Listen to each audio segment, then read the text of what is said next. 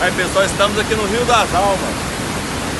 Para você que está na região aí de São Luís Norte para cima, Ceres e Rialma, eis o motivo aí porque os peixes estão subindo, ó, a cachoeira.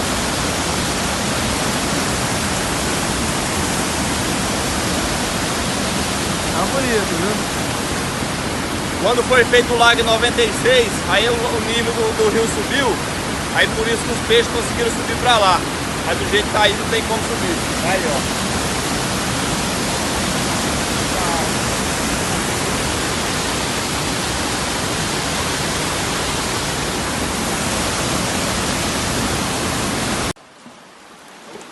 Rio das Almas, 1 metro de largura.